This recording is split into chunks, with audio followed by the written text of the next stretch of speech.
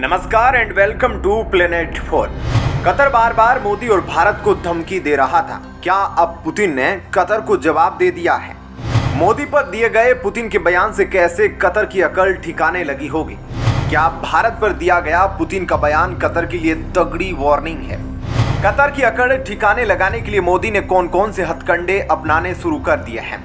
कैसे तुर्की और अमेरिका 8 पूर्व भारतीय सैनिकों को बचाने में अहम भूमिका निभा रहा है? इन सभी सवालों के साथ साथ वीडियो में जानेंगे और भी बहुत कुछ। दोस्तों, मिडिल ईस्ट में घुसकर पुतिन ने मोदी को लेकर जो खुलासे किए हैं उसे सुनकर कतर की भी आंखें खुल गई होगी। कतर पिछले कई दिनों से, कई महीनों से प्रधानमंत्री मोदी समेत पूरे भारत को डराने धमकाने की कोशिश कर रहा था। इजराइल के लिए जासूसी करने के आरोप में कतर ने अचानक भारत के 8 पूर्व नेवी ऑफिसर्स को मौत की सजा सुना दी थी।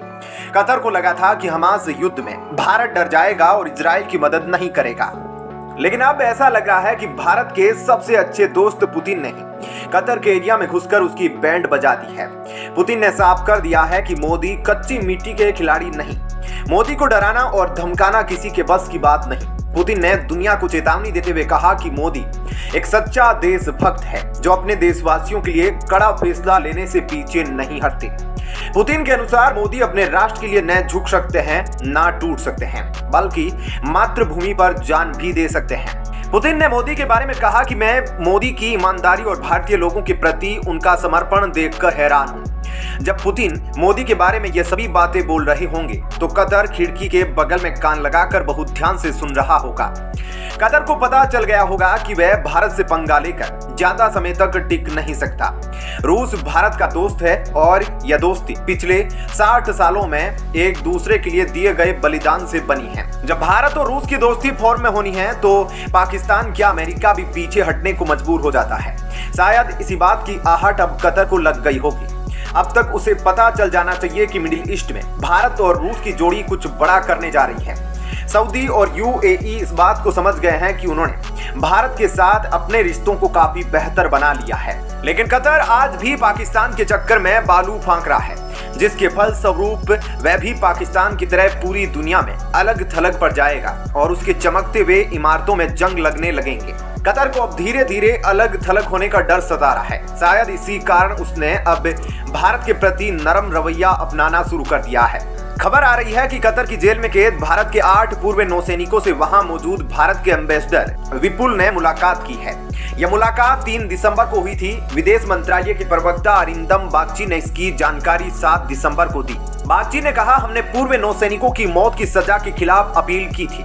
इसके बाद 2 बार सुनवाई हो चुकी है। हम मामले पर नजर बनाए हुए हैं। उन्हें सभी कानूनी और काउंसलर मदद दी जा रही है। यह बेहद संवेदनशील मामला है, इसलिए ज्यादा जानकारी नहीं दी जा सकती। बताया जा रहा है कि भारत कतर के साथ बातचीत करके ही मामले को ठंडा कर देना चाहता है, लेकिन अगर कतर बातचीत से नहीं माना तो उसके लिए अन्य कोड़े भी तैनात रखे गए हैं। मिडिल ईस्ट में कतर के दुश्मनों और दोस्त दोनों से भारत के बेहद संबंध अच्छे हैं। भारत कतर को कई मामलों में झटका दे सकता है जो उसे धीरे धीरे पाकिस्तान बना देगा, लेकिन अब लगता है कि कतर बाद से ही मामले को सॉल्व करने की मूड में है। 23 नवंबर को नौसैनिकों की मौत की सजा के खिलाफ लगाई गई याचिका को कतर की अदालत ने स्वीकार कर लिया था। भारत सरकार ने करीब 1 महीने पहले पूर्व नौसैनिकों की सजा के खिलाफ अपील की थी।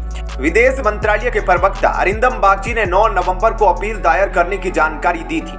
उन्होंने कहा था, भारत को इन सैनिकों से मुलाकात के लिए दूसरा काउंसलर एक्सेस भी मिल गया है। भारत सरकार लगातार कतर के संपर्क में है। बता दें कि 26 अक्टूबर को कतर की एक अदालत ने भारत के 8 पूर्व नौसैनिकों को मौत की सजा सुना दी। फाइनेंशियल टाइम्स के अनुसार 8 भारतीयों पर इजराइल के लिए जासूसी करने का आरोप है। अल जजीरा की एक रिपोर्ट के अनुसार 8 पर कतर के सबमरीन प्रोजेक्ट से जुड़ी इंफॉर्मेशन इजराइल को देने का आरोप है। हालांकि कतर ने अब तक आरोप सार्वजनिक नहीं किए हैं। 30 अक्टूबर को 8 पूर्व नौसैनिकों के परिवारों ने विदेश मंत्री एस जयशंकर से मुलाकात की थी। सूत्रों के मुताबिक भारत कतर को मनाने के लिए तुर्की की मदद ले रहा है। तुर्की का कतर के शाही परिवार के साथ अच्छा संबंध है। इसलिए भारत सरकार ने उसे मध्यस्थता के लिए अप्रोच किया है। पिछले कई महीनों से भारत ने तुर्की के लिए बड़े बड़े एहसान किए हैं। भूकंप के समय भी भारत उन चुनिंदा देशों में शामिल था जो राहत सामग्री लेकर सबसे पहले तुर्की पहुंचे थे। भारत सरकार ने मदद के लिए अमेरिका से भी बात की है। इसकी वजह यह है कि रणनीतिक तौर पर अमेरिका की कतर पर ज्यादा मजबूत पकड़ है। भारत और अमेरिका के बीच संबंध काफी अच्छे हैं। इनके खिलाफ मोर्चा बनाने में भारत ने अमेरिका की मदद की है। अब वक्त आ गया है कि अमेरिका अपने एहसान को चुकता करे। प्रधानमंत्री नरेंद्र मोदी ने कतर के शासक शेख तमीम बिन हमद अल थानी से दुबई में COP28 शिखर सम्मेलन के दौरान मुलाकात की थी। इस मुलाकात के बाद सोशल मीडिया पर चर्चा चलने लगी कि मोदी ने कतर के अमीर की गर्दन दबाई होगी, जिसके बाद कतर लाइन पर आ गया।